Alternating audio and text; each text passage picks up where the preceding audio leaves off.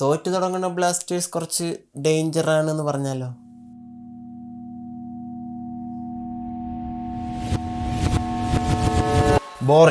Boring എന്നൊക്കെ പറഞ്ഞാൽ കണ്ടിട്ട് ഭ്രാന്തായി. മാച്ചിലേക്ക് വരുന്നതിന് മുമ്പ് ആദ്യം പറയാനുള്ളത് ISLന്റെ ഈ ഒരു സ്ട്രീമിംഗ് ക്വാളിറ്റിയെ പറ്റിയാണ്. പ്രതീക്ഷിച്ചതുപോലെ തന്നെ വീഡിയോ ക്വാളിറ്റി വളരെ മോശമായിരുന്നു, പക്ഷേ ഓഡിയോ ക്വാളിറ്റിയും ഇത്ര മോശമാണെന്ന് പ്രതീക്ഷിച്ചില്ല. കമന്ററി ബോക്സിൽ ജോസഫ് ജോർജും അജു ജോൺ തോമസും ഉണ്ടായിരുന്നത്. അവർ കാര്യങ്ങളൊക്കെ കറക്റ്റായിട്ട് പറയുന്നുണ്ടെങ്കിലും ആ ഓഡിയോ ക്വാളിറ്റി മോശമായതുകൊണ്ട് തന്നെ അതിനെ വളരെ ഡിപ്പ് ചെയ്തു. ഇംഗ്ലീഷ് കമന്ററി അതിനേക്കാൾ ശോകം. ബേസിക്കലി ഇതൊരു തുടക്കമായതുകൊണ്ടായിരിക്കാം ചിലപ്പോൾ ഇനി വരും മത്സരങ്ങളിൽ അല്ലെങ്കിൽ കുറച്ച് ദിവസത്തിനുള്ളിൽ ഇവരതൊക്കെ ഒന്ന് ഫിക്സ് ചെയ്യും എന്നാണ് പ്രതീക്ഷിക്കുന്നത്. എന്നാലും ആദ്യത്തെ ബ്ലാസ്റ്റേഴ്സിന്റെ ഈ ഒരു മാച്ച് കാണുമ്പോൾ ISL കാണുന്ന ഒരു മൂഡ് എവിടെയും കിട്ടിയില്ല. ഇനി മത്സരത്തിലേക്ക് വരാം. മോഹൻ ബഗാന്റെ വലിപ്പം മനസ്സിലാക്കി ഡിഫൻസീവ് ഗെയിം ബ്ലാസ്റ്റേഴ്സ് കൃത്യമായിട്ട് തന്നെ പ്രയോഗിച്ചു, വിച്ച് വാസ് പെർഫെക്റ്റ്. അതല്ലാണ്ട് നമുക്ക് ഒന്നും ചെയ്യാനില്ല. മത്സരം ഇങ്ങനെ മുന്നോട്ട് പോയിക്കൊണ്ടിരിക്കുകയാണ്. ബ്ലാസ്റ്റേഴ്സ് ഗോൾ അടിക്കാൻ ശ്രമിക്കുക പന്തി തൊടാൻ പോലും പറ്റാത്തൊരവസ്ഥ. പിന്നെ കണ്ടുകൊണ്ടിരിക്കുന്നത് നമുക്കും ഏകദേശം മനസ്സിലായി ബ്ലാസ്റ്റേഴ്സിനെ കൊണ്ട് ഗോൾ അടിക്കാൻ പറ്റില്ല, കാരണം അങ്ങനെ ഒരു ടീം അവിടെ ഇല്ലായിരുന്നു. സോ മോശം ഫോമിലാണ് ബ്ലാസ്റ്റേഴ്സ് കളിച്ചുകൊണ്ടിരിക്കുന്നത്. അപ്പോൾ ഒരു പ്ലെയർ വന്ന് ഈ കളി തിരിക്കാൻ പോകുന്ന ഒരു സബ്സ്റ്റിറ്റ്യൂട്ട് ഉണ്ടെന്നോ അല്ലെങ്കിൽ ഗ്രൗണ്ടിൽ അങ്ങനെ ഒരു പ്ലെയർ ഉണ്ടെന്നോ ഒന്നും എവിടെയും തോന്നിയിട്ടില്ല. പക്ഷെ മുഴുവൻ പ്ലെയേഴ്സിനെയും വെച്ച് മത്സരത്തിന്റെ 35-ാം മിനിറ്റ് വരെ ഡിഫൻസീവ്ലി നല്ല രീതിയിൽ തന്നെ ബ്ലാസ്റ്റേഴ്സ് ഡിഫെൻഡ് ചെയ്തുകൊണ്ടിരുന്നു.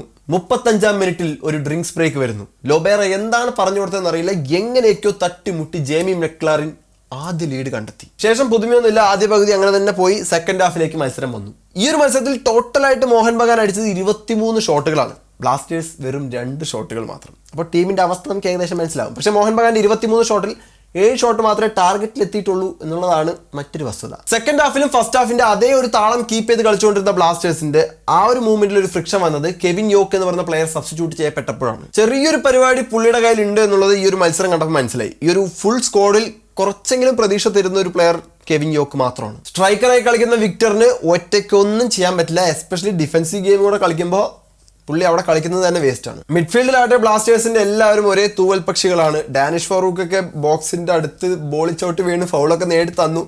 പക്ഷെ അതൊന്നും കൺവേർട്ട് ചെയ്യാനോ ഒന്നും ചെയ്യാൻ നമുക്ക് കഴിവില്ല. ആൻഡ് ഡിഫൻസീവ് ലൈനിലെ 2 പോസിറ്റീവ് നെയിമുകൾ ബിഗാ ഷുംനാമും ഒമർ ബായും മാത്രമാണ്. Both left back and right ബാക്കിൽ ആ ഒരു കോൺഫിഡൻസ് ഇല്ലായ്മയും അൺസർട്ടനിറ്റി നമുക്ക് കാണാവുന്നതാണ്. പക്ഷെ കുഴപ്പമില്ല, ബ്ലാസ്റ്റേഴ്സ് ഒരു ഗോളിന് കീപ്പ് ചെയ്ത് കളിച്ചുകൊണ്ടിരിക്കുന്നുണ്ട്. ഒരു ഗോളിന്റെ ലീഡിൽ നിന്നും ജയിച്ചാൽ വലിയ പ്രശ്നമില്ല എന്നിങ്ങനെ പറഞ്ഞുകൊണ്ടിരിക്കുമ്പോഴാണ് മത്സരത്തിന്റെ അവസാന നിമിഷം കൊൽക്കത്തയ്ക്ക് എങ്ങനെയാണല്ലോ കോർണർ വരുന്നു, ടോം ആൽഡ്രഡ് ഹെഡ് ചെയ്യുന്നു, 2-0 എന്ന് പറഞ്ഞ ലീഡിൽ മോഹൻ ബഗാൻ വിജയിക്കുന്നു. മോഹൻ ബഗാൻ സ്ക്വാഡിലെ ഏറ്റവും ഗംഭീരമായി തോന്നിയ ഒരു പ്ലെയർ അഭിഷേക് സിംഗ് ആണ്. കേരള ബ്ലാസ്റ്റേഴ്സിനെ കംപ്ലീറ്റ്ലി ആ ഒരൊറ്റ പ്ലെയർ ഡോമിനേറ്റ് ചെയ്ത് കളിച്ചു. ഡിഫൻസിലാണെങ്കിലും മിഡിലാണെങ്കിലും ബ്ലാസ്റ്റേഴ്സ് ഉണ്ടാക്കാൻ ശ്രമിക്കുന്ന ചെറിയ ചെറിയ അറ്റാക്കുകളെല്ലാം മച്ചൻ മുളയിലെ നുള്ളിക്കളഞ്ഞു. എന്തായാലും ഈ ഒരു മത്സരത്തെ പറ്റി കൂടുതൽ വിശകലനമൊന്നും ചെയ്യുന്നില്ല, കാരണം എന്ത് പറഞ്ഞാലും ഇനിയിപ്പോൾ ഒരു ഇമ്പ്രൂവ്മെന്റ് ഒന്നും ഉണ്ടാകാൻ പോകുന്നില്ല. ഇങ്ങനെ തന്നെയായിരിക്കും ഈ ഒരു സീസൺ ചിലപ്പോൾ പോകാനായിട്ട് പോകുന്നത്. ഇപ്പോൾ നിലവിൽ ബ്ലാസ്റ്റേഴ്സാണ് ഏറ്റവും താഴെ നിൽക്കുന്നത്. റെലഗേഷൻ ഉണ്ട് ഈ സീസണിൽ. ഏറ്റവും അടിയിൽ പോയി കഴിഞ്ഞാൽ നമുക്ക് ഐ ലീഗിലേക്ക് പോകാൻ പറ്റും. ഞാൻ ആലോചിക്കുന്നത് വേറൊരു കാര്യമാണ്, ഈ സീസണിൽ നല്ല കുറച്ച് മാച്ചുകൾ എടുത്ത് റിവ്യൂ ചെയ്യുന്നതിനെ പറ്റി എന്താണ് നിങ്ങളുടെ അഭിപ്രായം? അല്ലാതെ ബ്ലാസ്റ്റേഴ്സിനെ മാത്രം റിവ്യൂ ചെയ്ത് കഴിഞ്ഞാൽ ഞാൻ മെൻ്റലാവും. ഞാനും അതിനെപ്പറ്റി ഒന്ന് കൂലിശമായി ആലോചിക്കട്ടെ. എന്തായാലും ഈ ഒരു മത്സരത്തെ പറ്റി നിങ്ങളുടെ അഭിപ്രായങ്ങൾ തീർച്ചയായിട്ടും താഴെ കമൻറ്റ് ചെയ്യാൻ മറക്കരുത്.